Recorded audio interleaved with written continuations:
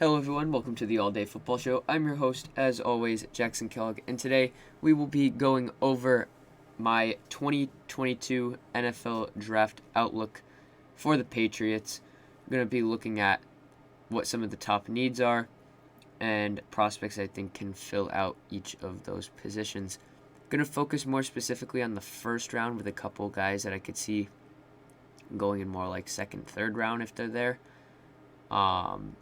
As the Patriots do have a bunch of different needs that they could fill out this year. You know, they're not a complete roster, but the Patriots do have a philosophy of going best player available. So it really depends on what they're thinking of doing in different spots, what they think their needs are, who they think top guys are.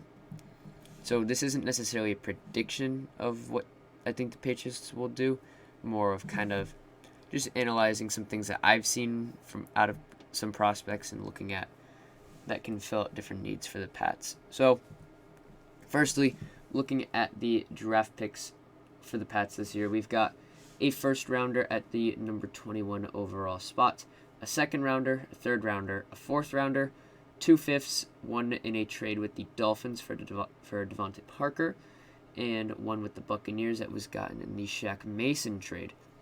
And then in the sixth round, there's a 2-6. One is ours, and then the other is the Rams via the Sony Michel trade. So, in total, they have 8 draft picks, that could go up and down based on if they make any trades over the next couple weeks. Draft day is 2 weeks away. So we're getting there. We're getting close to the time where, there's going to be misleading. There's going to be like, oh, are they going to draft this person? Who's going to get traded? What's going to get traded?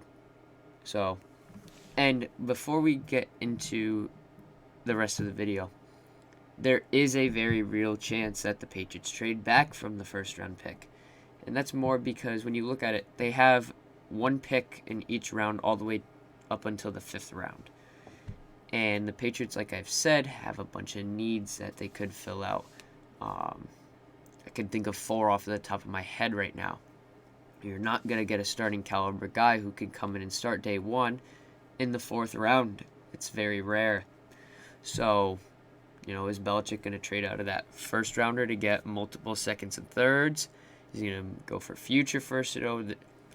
There's the whole book of moves is open here. And it's not trying to predict what I think is going to happen. Just looking at some things that I see that would benefit the Patriots going forward into next year. So, with that being said, the first number 1 need that I think the Patriots have is cornerback. So, that comes with the move of J.C. Jackson signed with the Chargers in the offseason. So, in a corresponding move, Patriots signed Malcolm Butler back with the team coming out of retirement. So he's going to play for the Pats this year. We've got Jalen Mills starting on the other side of the field. So this is the next from here out corner-wise of guys that I'm naming. This is what the corner room looks like. These are our 2 starting corners if the season were to start today, with Jonathan Jones starting in the slot, coming off of an ACL tear, I believe it was.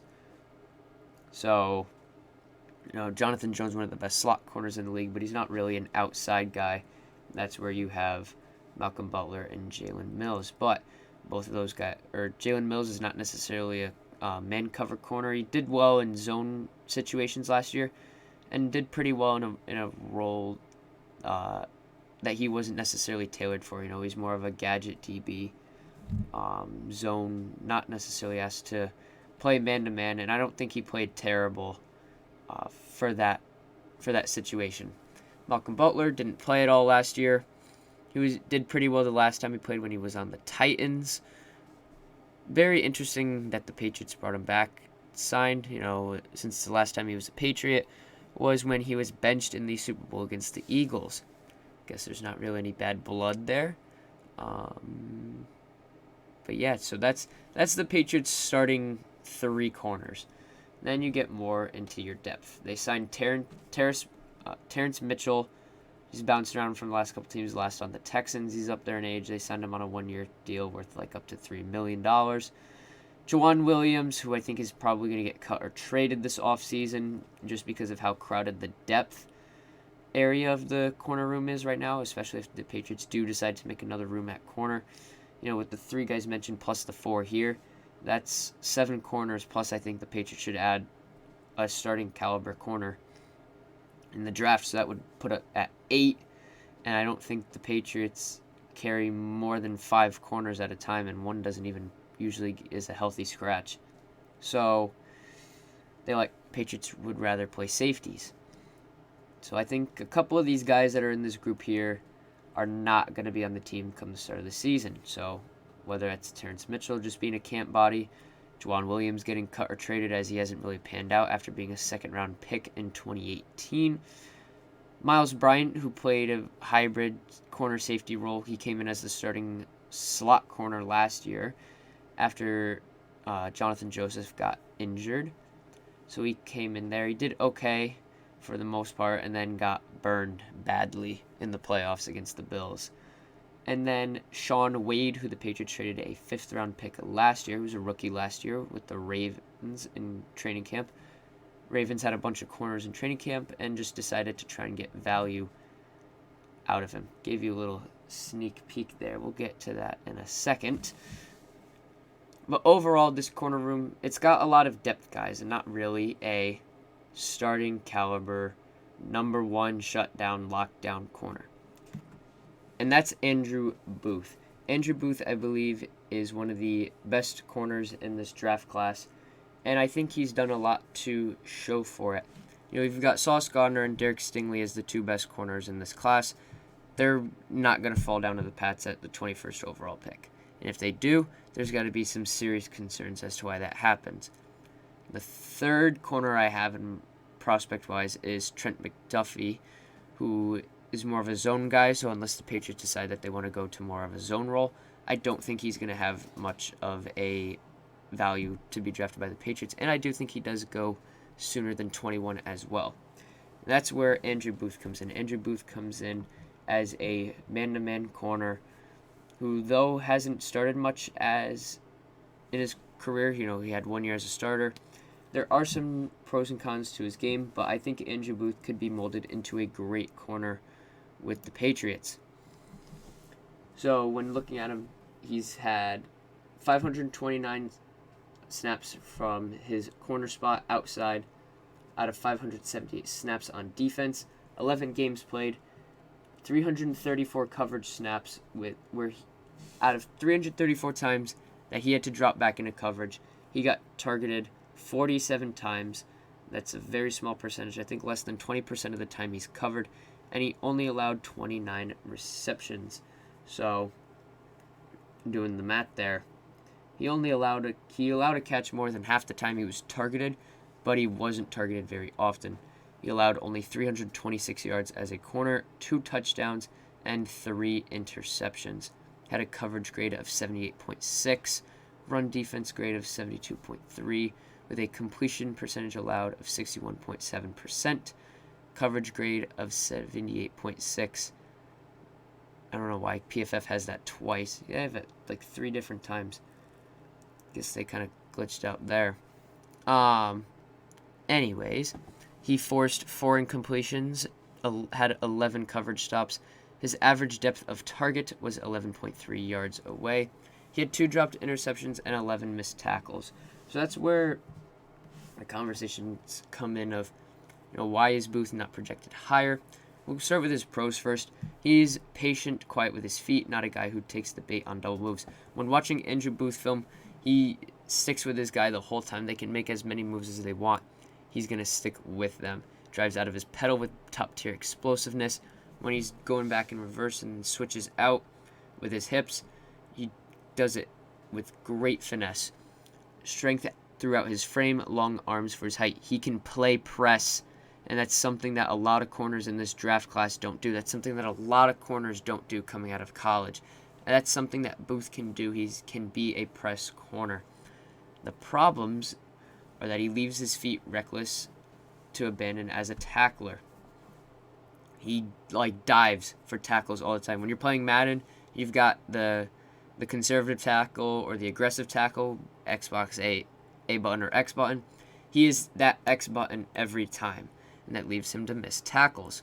He's got long speed and doesn't match his short area burst. And meaning if he's in a dead sprint with Tyreek Hill, he's losing. If he's in a dead sprint with Jalen Waddle, he's probably losing.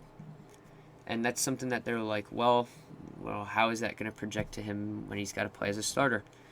And he doesn't have a ton of experience. This past season was his first year as a full-time starter. You know, it's hard to project a guy who's only played 1 year of full-time defense. How is it going to project to the NFL? So, overall, I think Booth has the talent there when watching the film to be a great number one corner option for the Patriots that they can mold to. He doesn't even have to start right away necessarily with Malcolm Butler and Jalen Mills there. They're good corners. They're not great corners, and that's what the Patriots need, is a great corner, and they can mold Booth into that great corner. Now, for the scenario that Andrew Booth is gone at the 21st pick, or if the Patriots decide to trade back in the first round a little bit more, which I think both options are possible. I think a second option could be Kaiir Elam out of Florida. So he's another one of those man coverage corners. On 650 defensive snaps in 10 games, he had 359 coverage snaps, where he was targeted 35 times and allowed 18 catches with 2 touchdowns and an interception.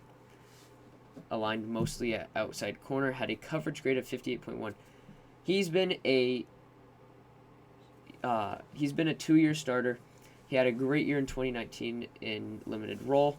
Went to a starter in 2020. Production dropped a little bit, and then it got worse in 2021. But to Elam's credit, he plays in the SEC where there's a lot of high-level talent, and he's one of the few corners in this class that you can say, hey, that guy was playing against NFL level players.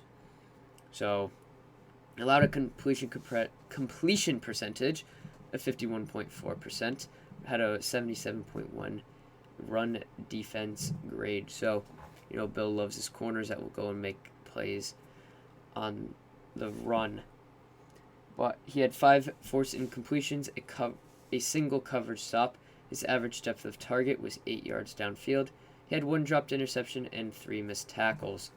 He has a long, sturdy frame that everyone wants at the corner position. Same thing with Booth. He can get up there. The size is not going to be an issue. He gets into shoulder pads consistently at the line of scrimmage, deadening. Again, he's a press corner. He can play press man like Andrew Booth, something that the Patriots like in guys at the corner position. His vast experience against SEC competition, nearly 1,000 career coverage snaps. He's been playing at Florida 2 years as a starter and then a year before in a limited role. So he's played for 3 years. But he's needlessly grabby at the top of routes, flagged 7 times in 10 games. That's something that can be coached, and especially with the Patriots defensive coaches, I don't think that's something that necessarily needs to be an issue for a team that's all about not letting penalties go through. The Patriots were a more penalized team last year than usual. They were sloppy, and I think that's something that Bill's going to try and drive through the nail this year with the team. Struggles to throttle down and break back downhill on balls in front of him. So if a guy's coming back on a hitch, a curl, a comeback, he has a hard time breaking back on those with the guy. So that leaves him susceptible to those dink and dunk routes. If it's a drive 10, if they're running 10 yards down the field, 15, 20, he's got to be able to get better at getting in, dropping down in those hips, and being able to punch back to the ball. And then he missed 3 games with a knee injury suffered against Alabama in 2021. So there are injury concerns with Elam as well. I do think Booth is the better corner, but I do think Elam could also be another option. I think he'd have to take a little bit more time to develop before being put in a full starter role. But both of those guys, I think, could be great first-round targets for the Patriots at corner. And then some other guys that they could go for. I like Roger McCree out of Auburn. He did have some trouble going against higher-level competition and would be more of a second, third-round choice. And in looking at film for corners, I liked Zion McCollum out of Sam Houston. Yes, I know he's another D2 prospect at corner that could probably have Bill draft him in the second round. But the tape is there for McCollum. He's a physical corner who can play man press and just balled out at the D2 level, and I think was the best cornerback in Division II football. The next need that I have for the Patriots in this draft is wide receiver. Now you're going to look at me and say, the Patriots wide receiver room is filled. Yes, it's filled of wide receiver 2s and 3s. It doesn't have that elite number 1 receiver. And I think there are a couple options in this class. This is likely the Patriots starting 4 receivers this year. Whether I think it's going to be rotated around. I don't think there's a clear-cut number 1 guy who will be on the field 24/7. You've got Jacoby Myers, who's been here for the last couple of years, really coming into the role of a YZ type of receiver, depending on the situation. I think I like him mostly in the slot. You've got Kendrick Bourne, who was the Patriots' number 1 receiver last year, being more of that Y receiver. But he's not a number 1 guy. And the guy who was supposed to kind of be a number 1 receiver, taking the X role, was Nelson Aguilar. It wasn't really that. He was more to, his role was to try and take the top off of the defense. He did it sometimes, didn't really do it in others. He wasn't the deep threat that he was supposed to be. He looked more like he did on the Eagles than he did with the Raiders. He had the Raiders catching ability, where he wasn't a problem catching the ball, but he wasn't able to have that burst that he did when he was with the Eagles. So it's tough when you're supposed to be a speedster and get down the field and make the insane 50-yard catches for touchdowns, and you don't do that. And then the Patriots just traded for Devontae Parker from the Dolphins. Devontae Parker is a great receiver who's got highlight reels of him dunking on Stephon Gilmore when the Dolphins played the Patriots 2 years ago.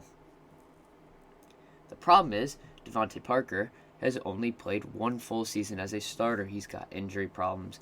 The question was never about his receiving ability. It was always about, can he stay on the field?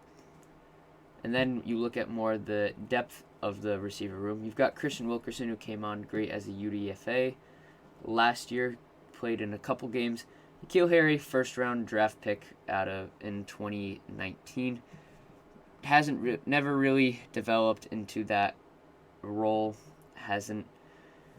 He's been a great run blocker, and when you're a run blocker at receiver who was drafted in the first round, and that's about all you can do, I think you've earned that bust status. So I don't think N'Keal Harry is going to be on the team by week 1, and if he is, he's not going to even be close to a starting role. The Patriots drafted Trey Nixon in the 7th round last year. He comes back, was on the practice squad all year, didn't really do much. And the Patriots brought in gadget wide receiver running back Ty Montgomery, who's bounced around a couple teams. Most recently was on the Saints last year. Now, my number 1 guy in this draft class, and who I'm going to go over next, I don't think can fall to the Patriots at 21, but in the event that the Patriots trade up, I think would be a great receiver for them to go get. So I think he's the best receiver in this class and will be the Jamar Chase of the rookie wide receivers next year. And that's Jamison Williams out of Alabama. Why? Because he was amazing in Alabama.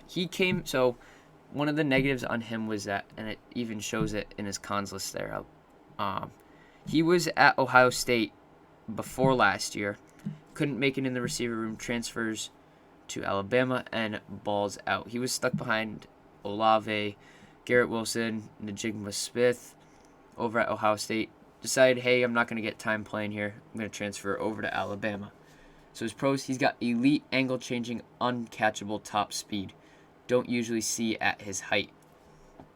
He was burning defensive backs of all different kinds in the SEC. He was easily the best receiver in the SEC, and I think that goes to show something. He's got shiftiness at the line. His shiftiness at the line is different for a speedster. He's both quick and fast. He makes cuts and has the explosiveness to do them in short routes. And then he also has the burning speed to go over the top. He's not a Tyreek Hill fast, but he's something the Patriots could use in an X receiver. He sells his vertical routes by changing speeds and attacking leverage. He's got such finesse with his routes. And I think he's one of the best route runners in this class, behind maybe Olave. But other than that, he has some of the fewest flaws as a receiver than any of the others in this class. When his cons are, he tore his ACL in the national championship, so he's in rehab.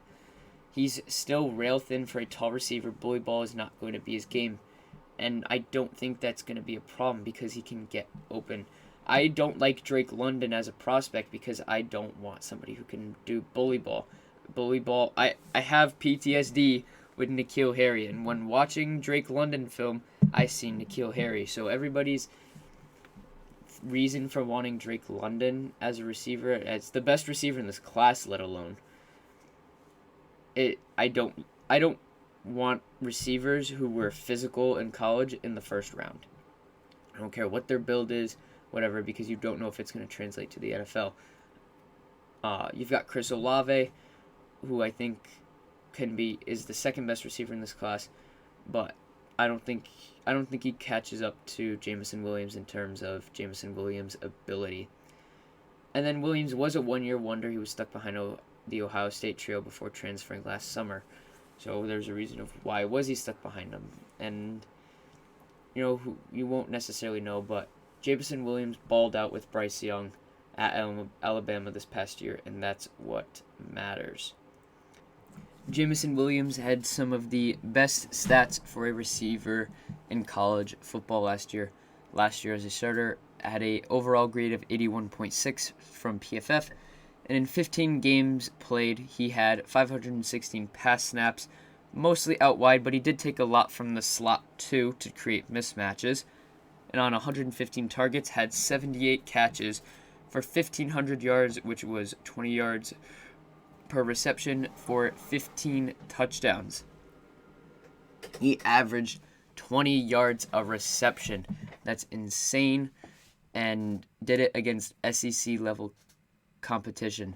Now, Bryce Young is one of the best quarterbacks in the nation, so you have to keep that in mind. But I don't think it was necessarily that. I think Jameson Williams really just was able to find ways to beat defenses in all different facets better than a bunch of other receivers in the league or in college football. This wide receiver class is very deep of guys who can project themselves to being starting receivers in the league. And I think, there are some guys that do things better than Williams. Drake London's a better physical receiver, as much as I don't think of him as a great prospect. You've got Chris Olave, who's a great route runner. You've got Garrett Wilson, who's also a burner. And some of these guys are better at individual skill sets than Williams is. But Williams is the most complete receiver in this class. I think one of the most talented, if not the most talented receiver in this class. I think is going to be a great receiver for whoever gets him. Now, in the event that the Patriots decide to not go receiver in the first round, which I don't think they should, one guy that I like in the second round, who I haven't seen talked about very much, but when I saw the tape on him, loved what I saw, and that was Mr. Romeo Doubs out of Nevada. Now, why do I like him? Because he's another guy who can win downfield and did it with great route running and not with size. Where he wins, he's got build-up speed. After playing primarily as a deep threat in 2020, Doubs showed he could win all over the field this past season.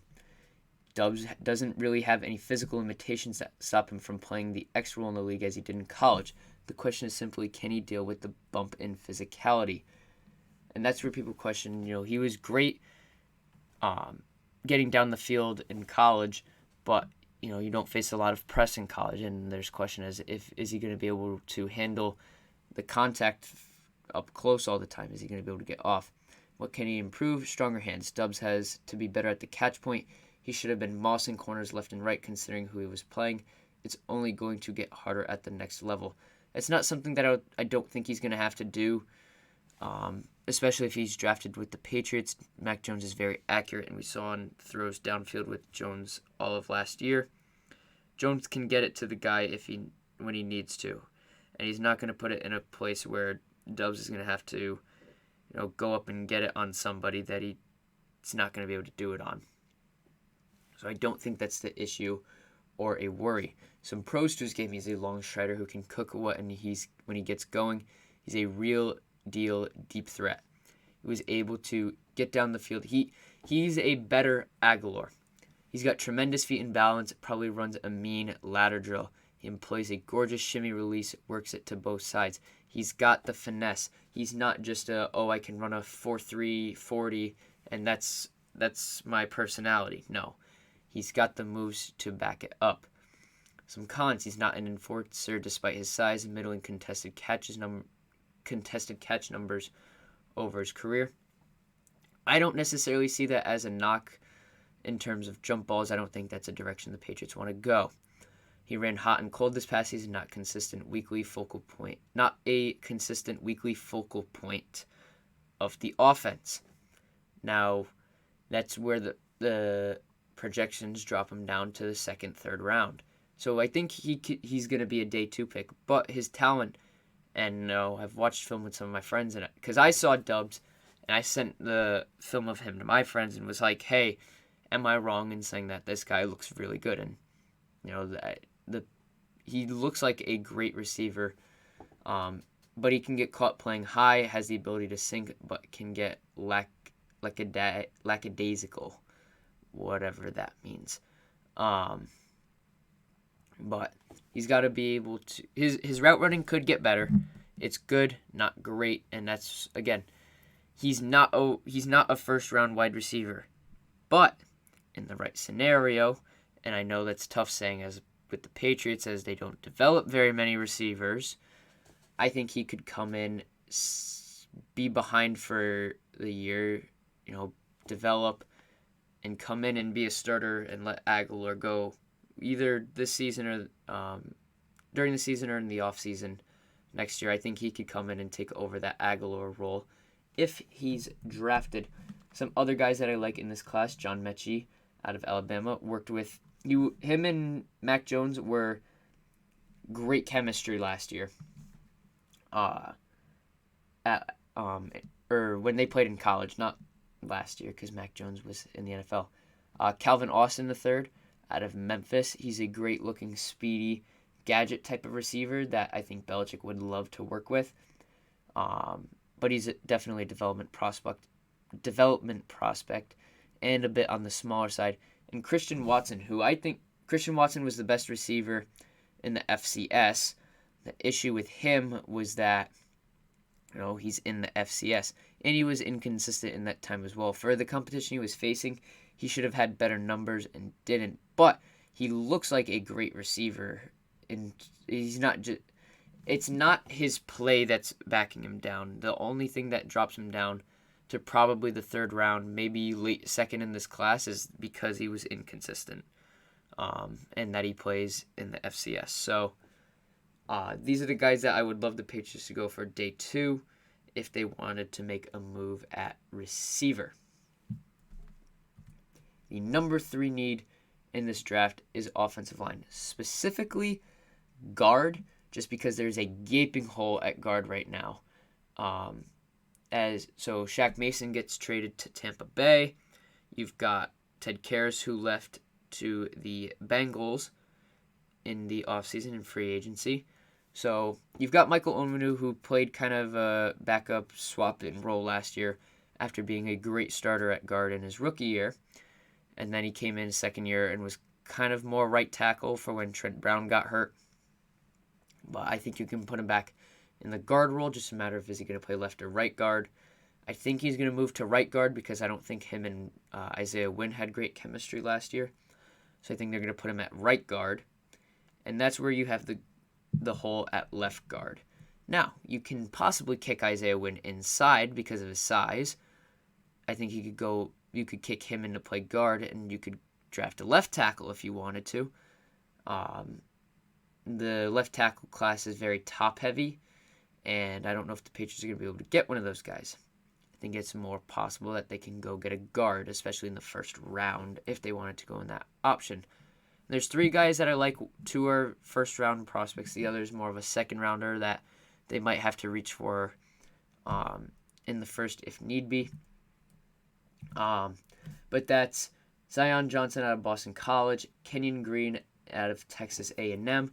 Those are 2 guys I think will be first round prospects, and I think will show up as great guards in this league. And then you've got Donald Parham, who's more of a day 2, second round guard, but would not be surprised if the Patriots overdrafted to get him out of Memphis. I think these are the 3 best guards in this class. I think there's a significant drop-off from them back. The thing to remember, though, with the Patriots is, and it's not something you can rely on, but it's something that you can statistically look at, is that the Patriots do a great job of drafting offensive linemen. Isaiah Wynn was a first-round pick. Ted Karras was a day 3 pick when the Patriots drafted him. David Andrews was undrafted, I believe. Shaq Mason was a day 3 draft pick. Michael Onwenu was a 6th-round draft pick. So it's 1 first-round pick and a lot of day 3 guys. Trent Brown they traded for with San Francisco, but he was a day 3 pick when San Francisco first drafted him. So the Patriots have done well at drafting offensive linemen, especially recently, but they have had their misses. You've got they drafted Hajalti Froholt in the 4th round a couple years ago. He's on the Browns now. Didn't pan out. Yadni Kajust was drafted in the 3rd round 3 years ago now. I forget how many years. He's been injury prone and never developed into a starter. You've got Justin Herron, who was drafted in the 6th or 7th round 2 years ago in the same class as Michael Onwenu. He's done well in a swing tackle limited role, but I don't think he's quite developed into a full-time starter. But it is quite possible that the Patriots decide to go that route. But I do think offensive guard would be the way to go if they want to go offensive line early. So some other first-round possible guys if they want to go best player available. Like I said, that's something that they like to do. There are other needs that the Patriots could fill on this team. More specifically, the defense. I like Nakobe Dean out of Georgia. Watched him in the national championship game. He was flying around the field against that Alabama talent. I haven't watched too much film on him, but I think he's one of the best linebackers in this class and could come in and work as a great middle linebacker for the Patriots as a young, fast guy. As you know, Gerard Mayo came out and said after the season ended that they want to get younger and faster in that linebacking spot, that front, or more basically the front 7, but specifically that linebacker spot. And I think Nakobe Dean fits that role very well. And then you've got some defensive linemen, the trenches. The Patriots' run defense was below average at best last year in moments when it was needed. They got gashed by top running backs, especially Jonathan Taylor. And in a league where some of those top guys aren't going to go away, you need guys who are going to be able to take the place. And I think that's where you get Jordan Davis out of Georgia. He was more of a pass-rushing defensive lineman, but I think he pairs well with Devon Godshaw and Christian Barmore.